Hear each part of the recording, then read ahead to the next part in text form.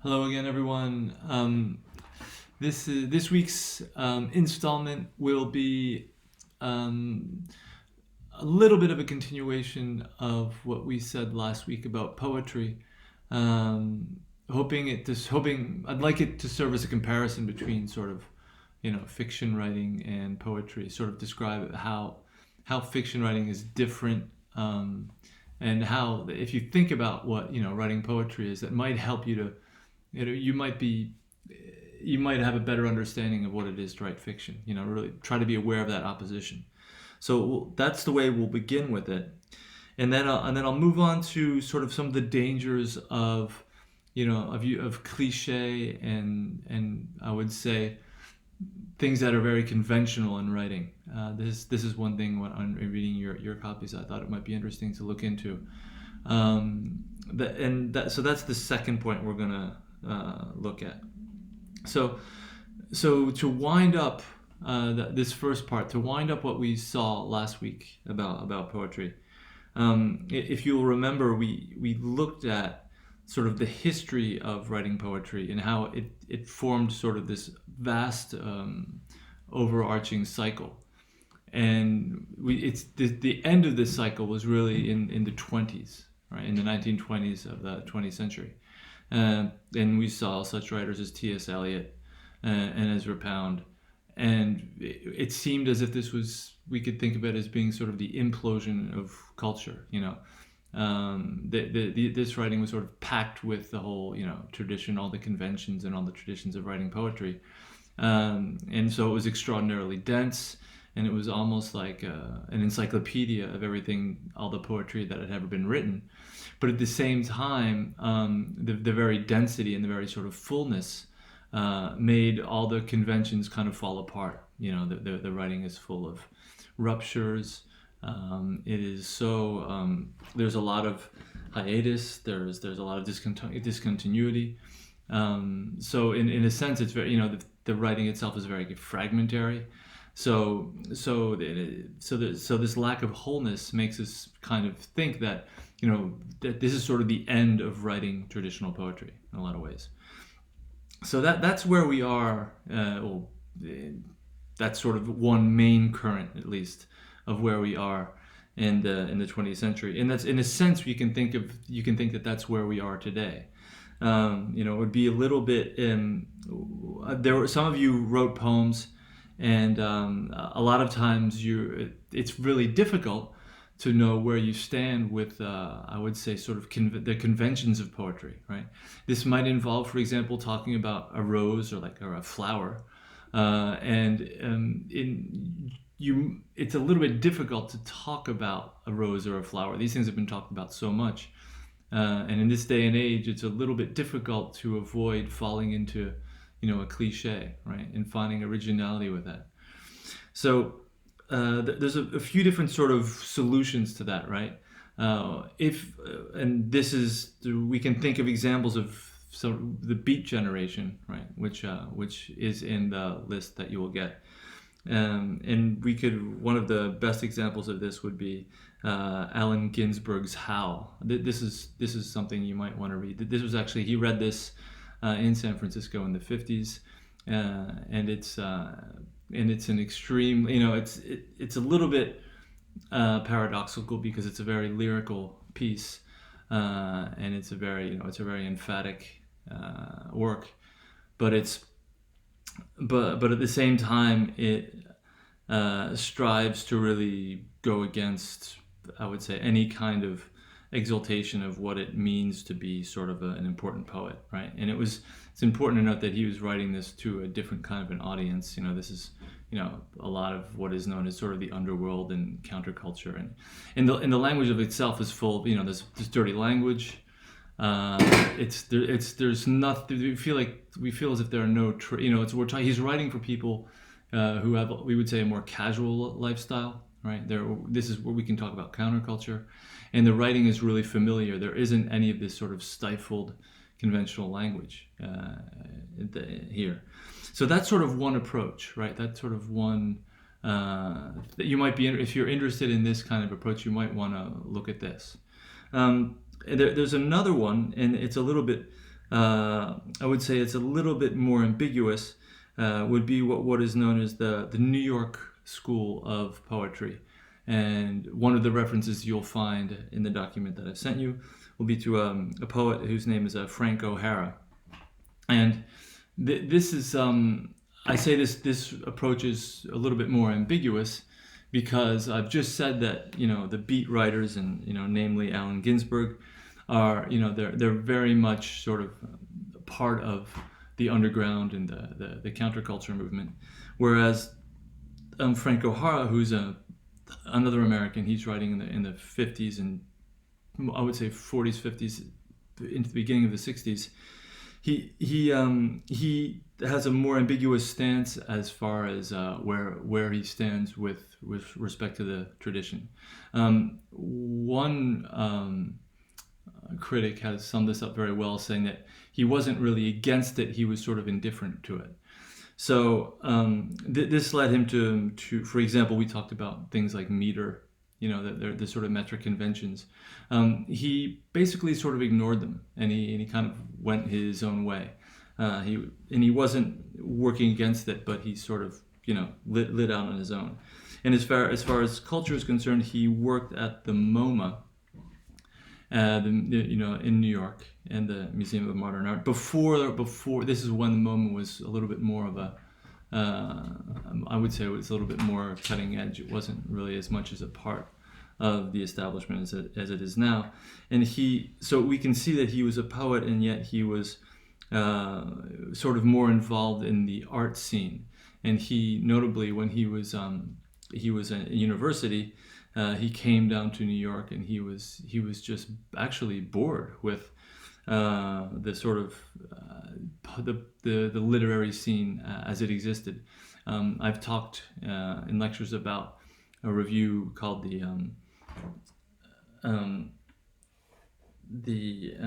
review of Lionel Trilling, and the partisan review.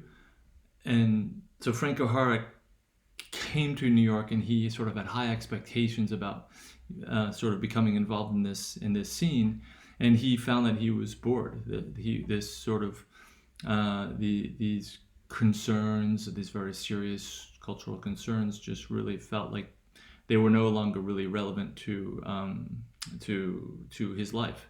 So in a sense, that would make him seem to be sort of someone who's very engaged in counterculture, but he wasn't sort of driven to sort of the excesses, and a lot of this, by the way, if we look at Allen Ginsberg, a lot of sort of the beat writers are involved with drugs and sort of excessive living lifestyles.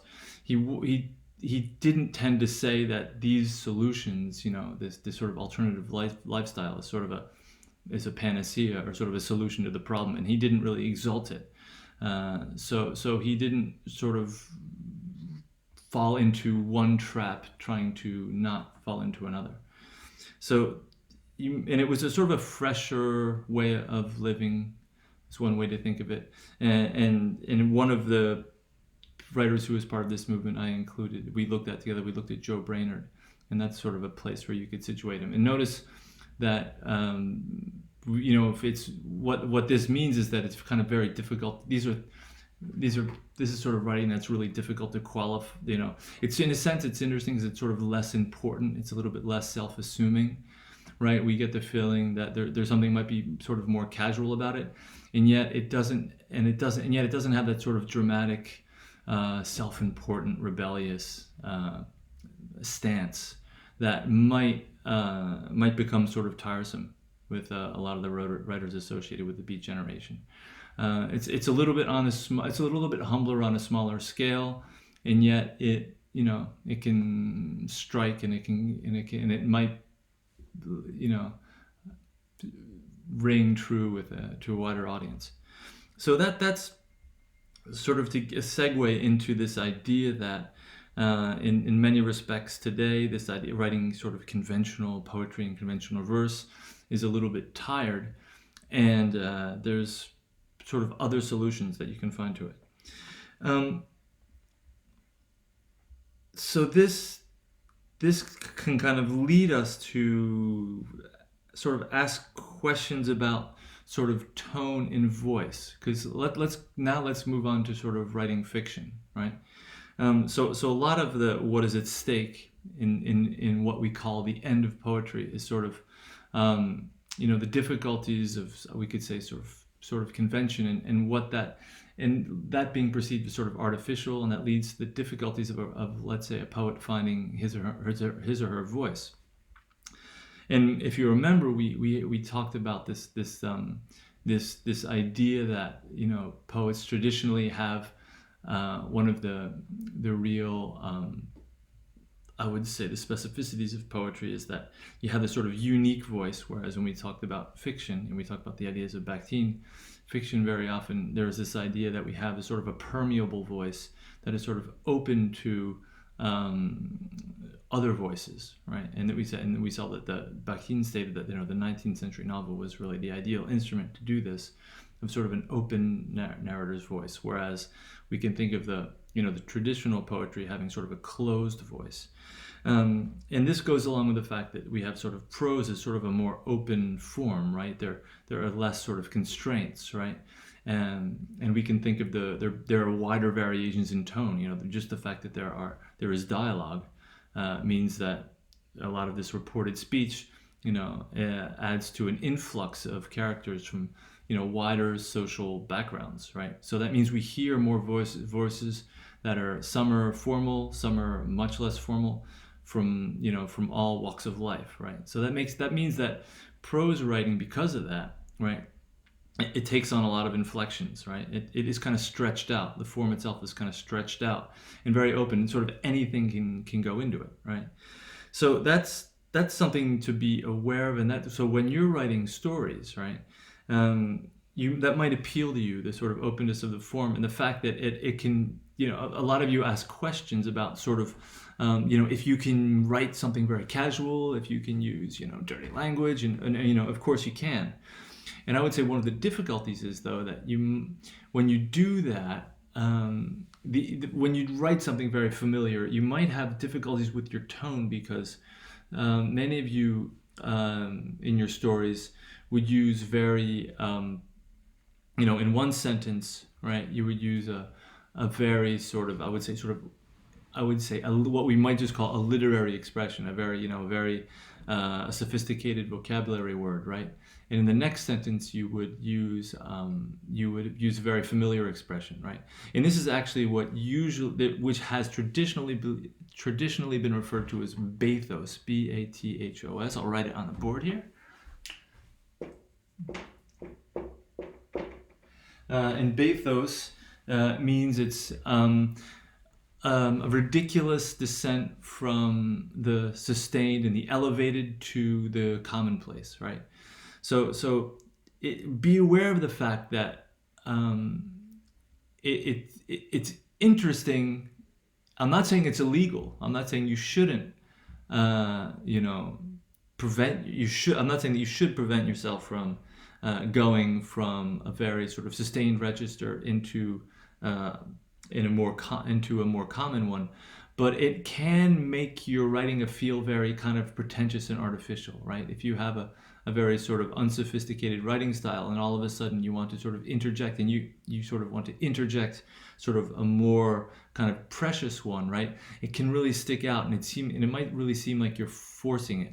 So that means you're going to be led to have sort of questions about tone and the voice, right? You want to ask yourself if this narrator, because the narrator is a character too, you're kind of making up this person, right? Would this person really say this? And think about people do people go from, it's true that people go from one situation to another, but do someone who is going to use very familiar language and then sort of very easily into less familiar language, right? So that is sort of, I would say, a difficulty about sort of the openness of the form, right?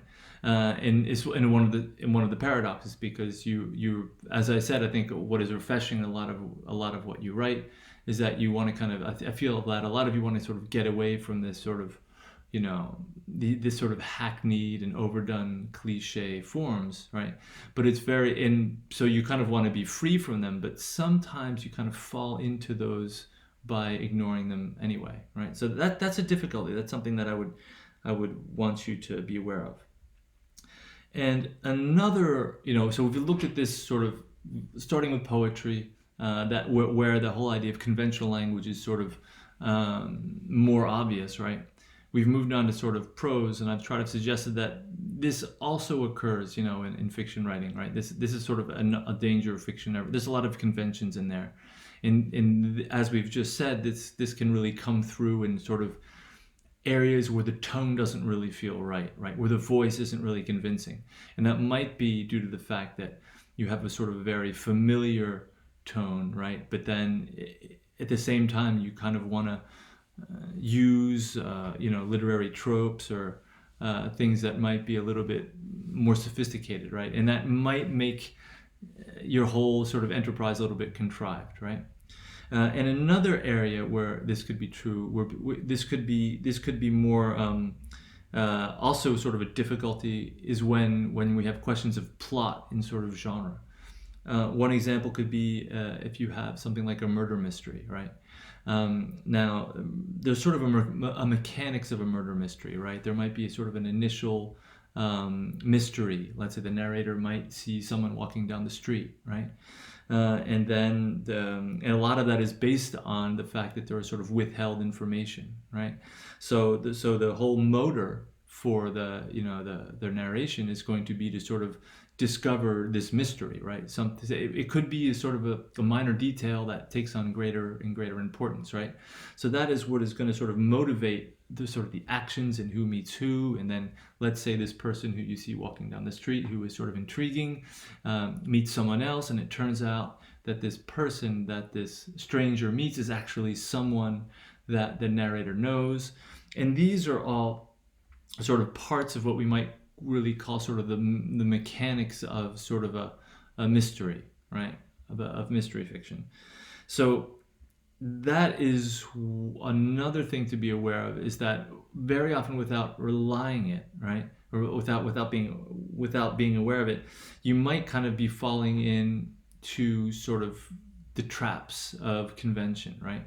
And it's inevitable, right? It's not as if you can't really completely avoid it, and it isn't really so much a problem, but I think if you're aware of it, you can perhaps play with it and not sort of fall into the traps unwittingly, right? And so this is true for, I would say, things that are sort of often referred to as what we might call genre fiction, right? So let's say if we have a spy novel, we can have sort of horror novels. But this is also true of sort of, it could be true of sort of teen romance. It could be also true of sort of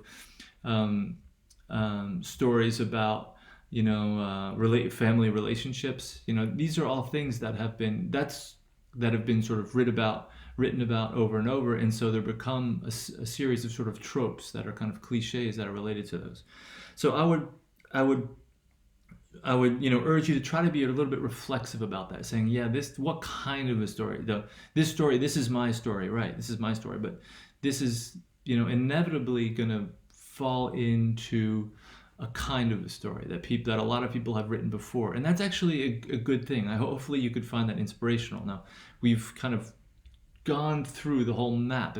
We've spent maybe too much time, right, over the first few weeks, sort of going through sort of the whole myriad of literary genres and scenes and books that you might interest, and hopefully you've come across some that interest you, and you might, as you're writing, be thinking, oh well, I'm writing a book that is like this book, right? And ask yourself, what is the sort of mechanism of this book, and how is my writing going to sort of play off that, right? So I would say kind of play with it, try to be aware with it, play with it, and perhaps be aware when you're kind of falling into maybe an expression that comes very easily, but if you're writing a poem, you're talking about a flower, or if you use a certain kind of hyperbole, try to sort of play with that. Try to go beyond the sort of standard cookie cutter, cliche, hackneyed expressions.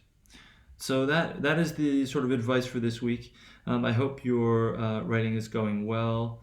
I'm very glad to have received lately some pieces that I look forward to reading. The ones that I read last week, I really enjoyed. I think you're doing really well. So continue to enjoy it. Also take your time to read good stuff.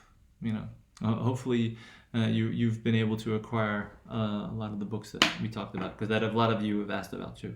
So have a good week, and I will see you in 7 days.